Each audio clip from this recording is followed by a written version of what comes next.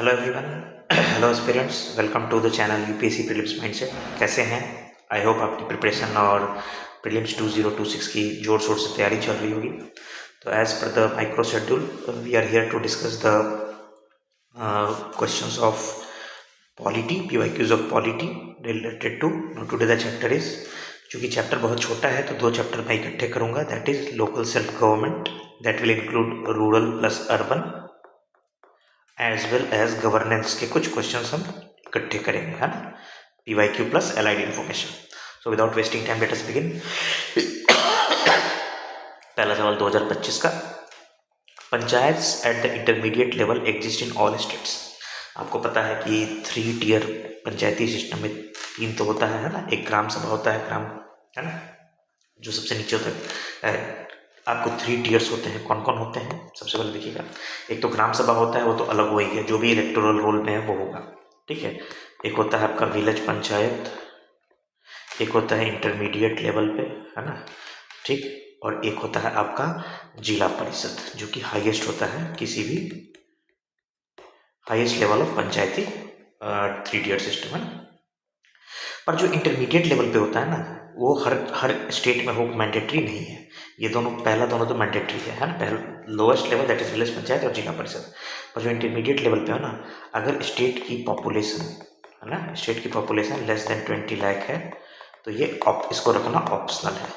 सो तो पहला स्टेटमेंट जो है वो देखिए कितना बारीक से पूछा गया है। अगर आप देखेंगे तो लक्ष्मीकांत में लिखा हुआ है, this is a false statement, this is a false statement. Next, थोड़ा सा मैं इसे पतला कर लूँ।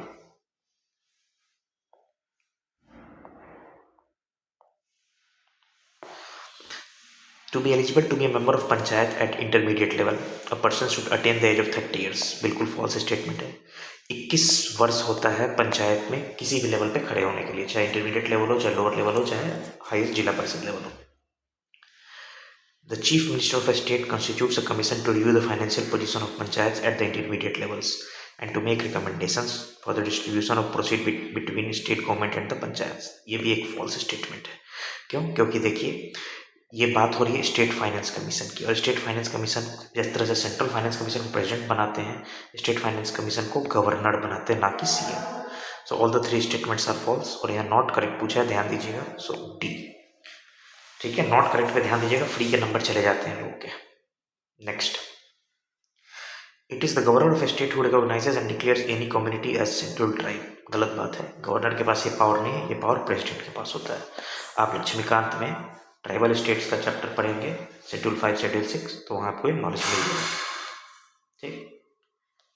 नेक्स्ट हम बात करते हैं, community declared as scheduled tribe in state need not to be so in other. ये भी ट्रू स्टेटमेंट है। मान लीजिए कोई कम्युनिटी शेड्यूल्ड ट्राइब उड़ीसा में, आंध्र में हो सकता है ओबीसी में, ठीक है, तो this is a true statement. So only 2 is the right answer. आपको मैं बता दूं, आज जो चैप्टर हम लोग डील करने जा रहे हैं, इनके क्वेश्चंस बड़े आपको फैक्चुअल मिलेंगे। तो कई बार होगा जो अगर आपको फैक्ट्स पता है then only you can get to the correct answer, else not, ठीक है। Next, local self government can be best explained as an exercise in, सभी को पता है, डेमोक्रेटिक डिसेंट्रलाइजेशन, ठीक है। ये तो अगर आप पॉलिटी पढ़े होंगे तो पावर का डिसेंट्रलाइजेशन, है ना, पावर का डिसेंट्रलाइजेशन जो है ये क्रक्स है पंचायती राज को बनाने के लिए। तो देखिए, इस तरह के सवाल कभी रॉन्ग नहीं होने चाहिए, क्या नहीं, तीनों ही आसान सवाल है। द मिनिमम ये देखिए, अगेन 2016 का रिपीट किया था 25 में, मैंने अभी बताया कि पंचायत में किसी भी लेवल पे लड़ने के लिए 21 वर्ष उम्र होनी चाहिए। तो दिस इज रॉन्ग स्टेटमेंट। अब panchayat reconstituted after the resolution continues only for the reminder period, ठीक है। अब देखिए, जो 4th है करेक्ट स्टेटमेंट है, ये कहता है कि मान लीजिए वो पंचायत का 5 साल उम्र है, कितना, 5 साल टेन्योर है, और डिजॉल्व हो गया 3.5 साल में, तो जो न्यू पंचायत आएगा वो सिर्फ 1.5 साल एक्ट करेगा, उसके बाद फिर चुनाव होगी, उसके बाद फिर चुनाव होगी, ऐसा नहीं कि वो 5 साल चलेगा। सो this is true statement, only 2 is the right answer. कई बार ये पूछा गया फैक्ट जो सेकंड स्टेटमेंट है, सो इसको ध्यान रखिएगा। Next, with reference to Gram Nyayalaya which of the following statements are correct? As per the Gram Nyayalaya act 2008 आया था, ठीक है, ग्राम न्यायालय एक्ट आया था 2008। ग्राम न्यायालय जो होता है उसमें सोशल एक्टिविस्ट वगैरह काम करते हैं और वो न्याय दिलाते हैं, कहते हैं जस्टिस एट डोर स्टेप। एक तरह से इसका टैगलाइन मेंस में यूज कर सकते हैं, जस्टिस एट डोर स्टेप। एक लोगों को लगता है कि इसमें प्रॉपर जजेस नहीं है, जो मुझे भी लगता था, तो ये सिर्फ सिविल केसेस सुनेगा, ऐसा नहीं है, ये क्रिमिनल भी सुनता है। So this is false statement. This allows social activist as mediators conciliators. True, मैंने अभी बोला ऐसे प्रॉपर जजेस नहीं होते, सोशल एनजीओ के मेंबर और ये लोग मीडिएट करते हैं। So this is the correct answer. Okay, moving to the next question. Moving to the next question, that is the fundamental object of panchayati raj is to insure people participation in development. बिल्कुल, इसी को democracy at grass root level कहते हैं। Political accountability, इससे accountability नहीं बढ़ती है। Democratic decentralisation, already हम ऊपर देखे हैं सवाल में। फाइनेंशियल मोबिलाइजेशन, ये भी नहीं। So only 2 and 4। देखिए, कुछ लोग सोच सकते हैं फाइनेंशियल मोबिलाइजेशन, पर वो उसमें पंचायती राज का नहीं, स्टेट फाइनेंस कमीशन का काम है, ठीक है। तो ब्रॉडली अगर आप देखें, अकाउंटेबिलिटी तो बिल्कुल होगा ही नहीं। तो 2 के हटते देखिए ये सारे, सॉरी 1 मिनट, यहाँ मैंने ऑप्शन गलत मार्क कर दिया। 1 and 3, नॉट 2 and 4। 1 and 3, 2 के हटते देखिए ये गया, ये गया, ये गया, ठीक है। नेक्स्ट, पीसा एक्ट 1996, वेरी इंपॉर्टेंट एक्ट, मैं बता रहा हूँ, वेरी इंपॉर्टेंट, बार बार हिट करता है। क्या है ये एक्ट? देखिए, जो हमारा पंचायती राज इंस्टीट्यूशन है ना, पंचायती, ये लगाया गया था इंडिया के सारे स्टेट्स में, एक्सेप्ट शेड्यूल 10 स्टेट्स, जो मैंने आपको बताया था। शेड्यूल 10 नहीं, शेड्यूल 5 स्टेट्स, जिसके अंदर 10 स्टेट्स आते हैं, है ना। कौन कौन है वो भी मैं आपको बता दूंगा अभी, ठीक है। तो नेक्स्ट चलो मैं आपको बता ही दूँ कि कौन कौन से स्टेट्स आते हैं। तो कौन कौन से स्टेट्स आते हैं उसका ट्रिक भी आपको मैं दे सकता हूँ। क्या है भाई, कौन कौन से स्टेट्स आते हैं? देखिए, मैं आपको ट्रिक दे रहा हूँ, है ना। ए चोर गुजरात हिमाचल जाकर मध्य में रोट मतलब सरना, है ना, इंग्लिश में रोट हो जाओ। जो हिंदी में लिखा है वहां से कोई वर्ड नहीं है। अब देखिए, A for Andhra, C for Chhattisgarh, Gujarat है, हिमाचल प्रदेश जाकर झारखंड,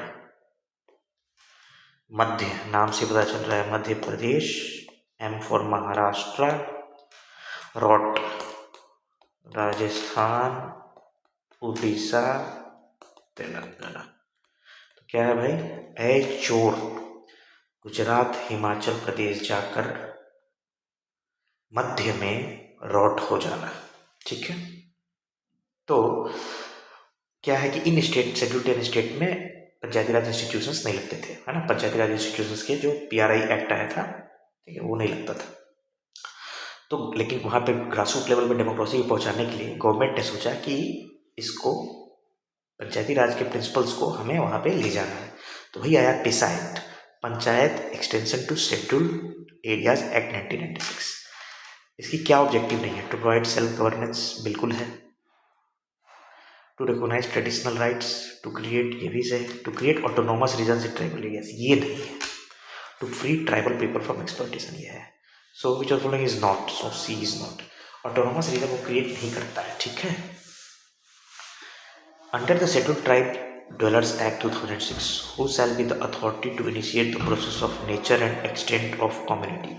देखिए, ये क्या है, जैसे मान लीजिए उड़ीसा के जंगलों में कोई 3 जनरेशन से, याद रखिएगा ये इंपॉर्टेंट है पॉइंट, 3 जनरेशन से रह रहा है, तो उसको हक है वहाँ के रिसोर्सेज पे। और बहुत सारे इन्वायरमेंट के लॉज आए जो वहाँ पे रोकते हैं कि आप रिसोर्सेज को यूज़ नहीं कर सकते। तो जो जिसका ये लॉ होना चाहिए बाहरी लोगों के लिए। अब मैं बिहार से जाकर के वहाँ पे जंगलों में रिसोर्सेज का यूज़ करूँ, गलत होगा।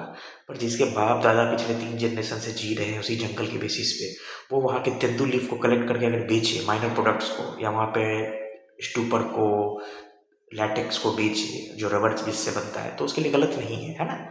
तो उनके राइट्स को रिकोगनाइज कर लिए ये लाया बनाया है।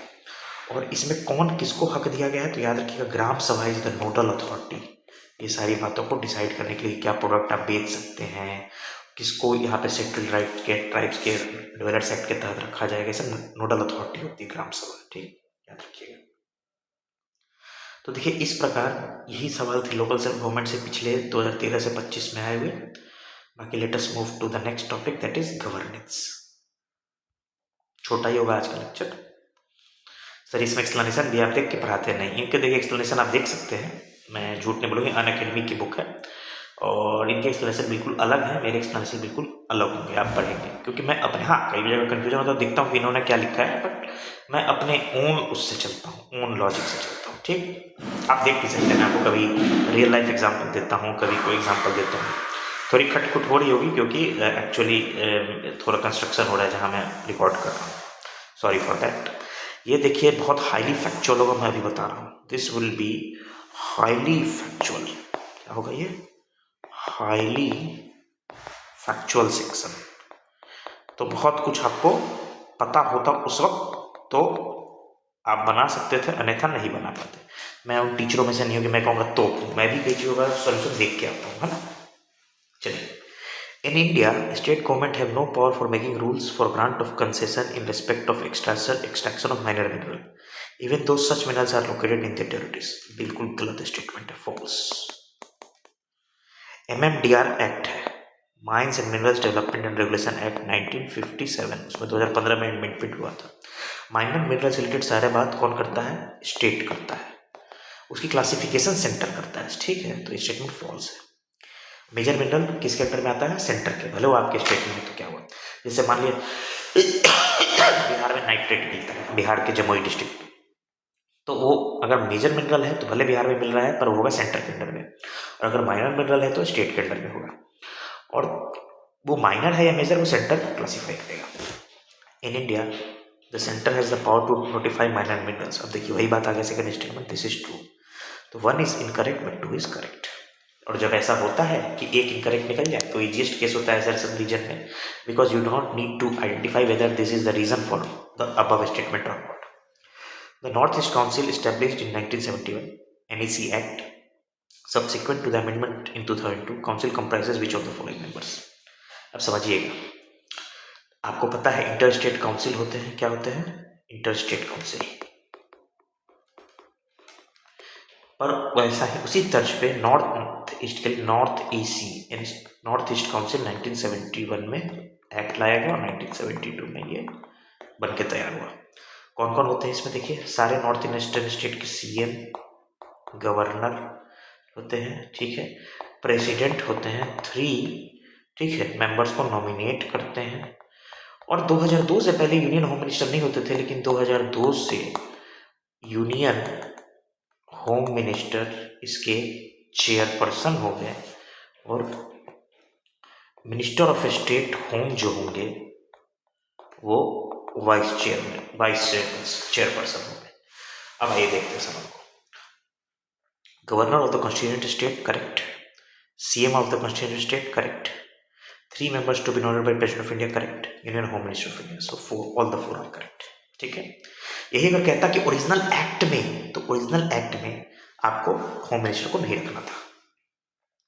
With reference to India consider following statements, action और किस लॉ को तहत वो आता है? अनऑथोराइज्ड वेयरिंग ऑफ पुलिस और military uniform, official secret act 1923, true. मेरा गलत हो गया था, मुझे लगता था ऑफिशियल सीक्रेट एक्ट सिर्फ यही होता है कि आप इन्फॉर्मेशन को बाहर ना लाएं, जो हम लोग आरटीआई में पढ़ते हैं अपन, पर ऐसा नहीं है, ये ट्रू है। नोइंगली मिसलीडिंग और otherwise interfering with police officer और military officer during their official duty, Indian evidence act, गलत है, ये भी ऑफिशियल सीक्रेट एक्ट के तहत आता है, ट्रू, ठीक है। गन फायर, और ये तो लगी रहा था आर्म्स है, तो ये ट्रू। मुझे याद है मैंने ऊपर वाले, है ना, ऊपर वाले दोनों गलत किए थे, मतलब मैंने ओनली 2 लिखा था, ओनली 1 लिखा था, जबकि ऑल द 3 करेक्ट है। बाबा 2023 का पेपर ना, क्या पेपर था, अब खून के आंसू हो गए थे लोग, आज भी वो दिन याद है 28 मई का, है ना। और सब तो छोड़ो, अभी आंसू लोग पूछते तब तक सीसेट ने और रुलाया। मैं बहुत बदकिस्मत रहा हूँ कि हम 2018 से 23 वाले शिफ्ट में पढ़े, जिस समय यूपीएससी के आंसर सब्जेक्टिव होने लगे, और उसी का टर्मिनेशन था कि लड़ाई लड़ी गई और यूपीएससी अब तैयार है कि 3 दिन के अंदर प्रीलिम्स के आपका वो आंसर की दे देगा। ये 2023 2026 का जो पी है, शायद 24 में है, जो भी है, उससे जस्ट 3 दिन के अंदर की दे दी जाएगी। ठीक है। Indian sanitation coalition is a platform to promote sustainable sanitation and is funded by government of India and World Health Organization. बिल्कुल गलत बात है। ये फिक्की की इनिशिएटिव थी, federation for chamber of commerce of India, है ना। और इसको WHO से लेना देना नहीं था, ये सैनिटेशन से को प्रमोट करता है। बिल्कुल मैंने छोड़ दिया था जब भी शायद 22 में था। बेतुका सवाल तक कहीं से था। तो next, national institute of urban affairs is an apex body of ministry of housing and urban affairs in government of India and provide solutions to the address to challenges to urban India. देखिए, मुख्यतः मैंने तो छोड़ दिया था, इस statement को true coaching वाले माने थे, पर यूपीएससी ने इसको फॉल्स माना और दोनों ही फॉल्स स्टेटमेंट दे दिया। यूपीएससी के वही बेतुका लॉजिक कि एक ऑटोनॉमस बॉडी है तो गवर्नमेंट के अंडर में नहीं हुआ, ये बिल्कुल बेकार बात है। ऑटोनॉमस बॉडी भी गवर्नमेंट के अंडर होती है, गवर्नमेंट पे डिपेंडेंट होती है। ठीक है, ठीक है, उसको कुछ हद तक इंडिपेंडेंस होता है कि वो अपना करिकुलम, वो अपना प्रोसीजर को बिना गवर्नमेंट के इंटरफेरेंस के तय कर सकता है, पर फाइनेंस के लिए वो डिपेंड करता है। ठीक है, तो आप पर वही ना, UPSC is the super boss, कोई लॉजिक नहीं मानता है, जो कह दिया सो कह दिया। ब्रह्मा का लकीर है और लकीर का प्रकेट कर दिया कई लोगों को। चलिए आगे चलते हैं। With reference to T body in India, consider the following statements. It is a statutory body. Statutory body उसे कहते हैं जो किसी कानून के द्वारा बनाया गया। सो this is a true statement. मैं आपको बता दूं कि किस लॉ के तहत इसे बनाया गया है। एक सेकेंड, स्टैट्यूटरी बॉडी जो है ये किस लॉ के तहत बनाया गया, मैं आपको बता रहा हूँ। शायद मुझे ध्यान नहीं है, मैं आपको एक सेकेंड बता रहा हूँ। ओके, मैं भी आपको इतना मुझे ध्यान है कि स्टैट्यूटरी बॉडी है, किस लॉ के तहत है, मैं आपको 1 मिनट में बता देता हूँ। तब तक हम अदर स्टेटमेंट देखते हैं। तो 1 होते ये गया। अब बस 3, 4 देख लीजिए। इट इज रेगुलेटरी बॉडी अंदर मिनिस्ट्री ऑफ एग्रीकल्चर, ये गलत बात है, मिनिस्ट्री ऑफ कॉमर्स के अंदर आता है। ठीक, तो देखिए, the tea board head office in Bangalore, बिल्कुल गलत बात। आप समझ लो मैंने कैसे एलिमिनेट किया था। बैंगलोर आईटी सेक्टर के लिए मेनली है, या कॉफी होता तो मैं मानता। टी बोर्ड जो है ना, इसका हेडक्वार्टर जो है बेसिकली कहीं दार्जिलिंग इस सब की तरफ होगा, तो ये वेस्ट बंगाल में है ना। दार्जिलिंग की और असम की टी फेमस है। टी बोर्ड हेड ऑफिस है दुबई, मॉस्को, बिल्कुल ट्रू स्टेटमेंट है। और एक जगह और है लंदन में, मॉस्को, दुबई, लंदन में। तो देखिए, only 1 and 4 is the right answer, 3 तो गलत हो ही गया। तो मैंने ऐसे एलिमिनेट किया था, है ना। अब टी बोर्ड किस एक्ट के तहत है ये हम लोग को बताना है ना। तो टी बोर्ड जो है टी एक्ट आया होगा, है ना। टी एक्ट आया था 1953, टी एक्ट था 1953, उसके तहत आया था। With reference to union government consider the following statements. Gopal Swami Ayyangar committee suggested that a minister and secretary must be designated solely for pursuing the subject of administrative reform and promoting it. ऐसा नहीं था, उसने reforms लाने की बात की थी, लेकिन ऐसा नहीं कहा था कि सेक्रेटरी होंगे ही होंगे। बेहतर है ऐसे सवाल को लीव करने का। कौन किस इतनी पुरानी कमेटी को पहचानेगा, 1950 के उसमें बनी गई थी। इन 1970 DOPT वॉज, यही DOPT जो आप एग्जाम के बाद आपको ट्रेनिंग कराता है सेलेक्ट होने पे, was constituted on the administrative reforms commission 1966 and this was president. ये ट्रू स्टेटमेंट है। सॉरी, बेहतर लीव करो ऐसे फालतू सवाल पे, नेगेटिव करा देगा। अब आसान सवाल है। At the national level which ministry is nodal agency to insure effective implementation of developed act. वही डेवलप्ड एक्ट जिसकी अभी हमने चर्चा की। ऑब्वियसली बात है, ट्राइब से रिलेटेड है तो मिनिस्ट्री ऑफ ट्राइबल अफेयर्स। ऐसे सवाल करेक्ट होने चाहिए। Consider following statement with respect to Bharat Ratna awards. अब देखिए, ये सवाल भी फैक्चुअल है बहुत ज़्यादा। मैं बता दूं कौन कौन अवार्ड होते हैं। भारत रत्न, पद्म के अंदर 3 होते हैं, पद्मश्री, पद्म भूषण एंड पद्म विभूषण ना। Bharat Ratna, Padma awards are titles under article, बिल्कुल गलत बात है। अगर आप फंडामेंटल राइट्स पढ़ेंगे वहीं से आइडिया लग जाएगा। तो 1 नहीं है, तो देखिए यहीं से सही हो गया था, 1 1 1। ठीक, बाकी हम देख लेते हैं। Padma awards was instituted in 54 were suspended only once, नहीं, ट्वाइस सस्पेंड हुआ है, ट्वाइस सस्पेंडेड ना, ट्वाइस सस्पेंड किया गया है पद्मा अवार्ड्स को। The number of Bharat Ratna awards है ना इज रेस्ट्रिक्टेड टू 5, गलत बात है, 3 ओनली। और पद्म अवार्ड्स कितना एक साल में दिया जा सकता है, पद्म अवार्ड दिया जा सकता है 120 लोग को। लेकिन एक बात याद रखिएगा, ये जो काउंटिंग होती है ना, उसमें जो लोग जिन लोग को मरने के बाद दिया जाता है पोस्टुमस, उसको नहीं काउंट करते हैं।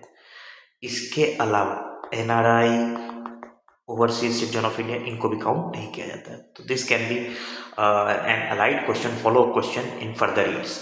जो मर गए उनको दिया जा रहा है तो वो उस 120 में नहीं आएगा।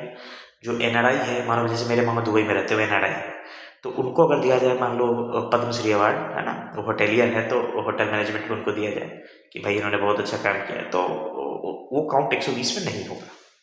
तो हालांकि देखिए एलिमिनेशन का कमाल, अब धीरे धीरे हालांकि एलिमिनेशन कम हो गया है यूपीएससी में, पर अभी भी चल जाता है। With reference to MP LAD scheme, जो आपके एरिया के मेंबर ऑफ पार्लियामेंट को एक लमसम अमाउंट दिया जाता है ना, डेवलपमेंट के लिए, must be use to create durable assets like physical infrastructure, health etcetera.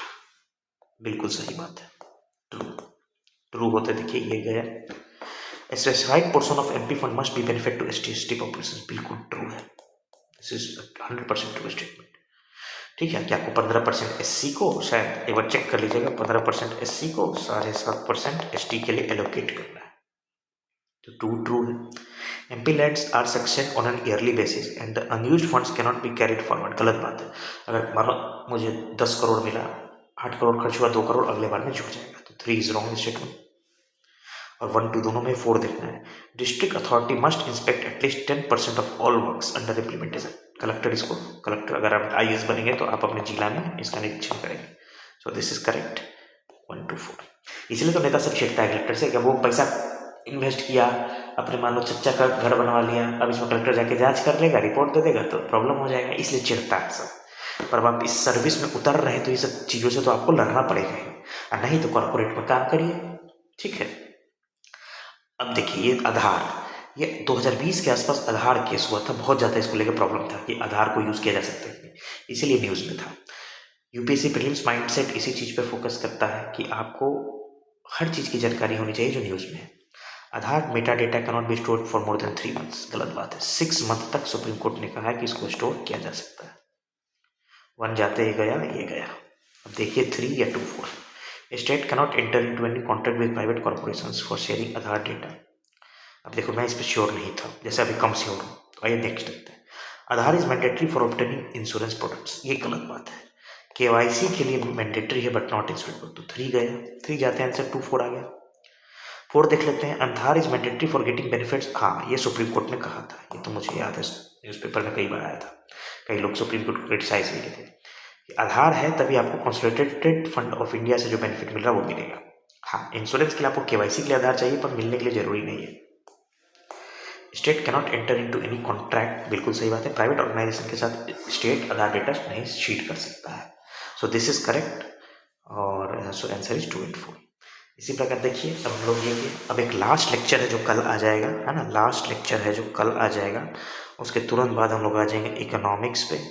Economics के बाद मैंने सोचा है इन्वायरमेंट पे, देन फिर मैं सोचा हूँ हिस्ट्री पे, ज्योग्राफी पे, and last art and culture पे। इतना मुझे प्री 2026 से पहले PYQ करवा लेना है, 2013 से 25 का। उसके बाद मैं सोच रहा हूँ कुछ मेंस का लेके आऊँगा, है ना, मेंस का लेकर के आऊँगा। जैसे मेरा एक हिस्ट्री ऑप्शन के लिए डेडिकेटेड वो ले आना है मुझे, और फिर मैं सोच रहा हूँ कुछ आंसर राइटिंग का भी आप लोगों के लिए लेकर के आऊँगा। ठीक है, तो इसके साथ मैं आज का लेक्चर एंड करता हूँ। पढ़ते रहिए, अब प्रीलिम से बहुत कम दिन बचा है, 100 दिन से भी कम है। लास्ट मोमेंट पे क्या स्ट्रेटजी होनी चाहिए आज मैं पोस्ट कर दूंगा। इसी के साथ मैं आपसे विदा लेता हूँ, मिलते हैं नेक्स्ट लेक्चर में। ठीक है, गुड नाइट।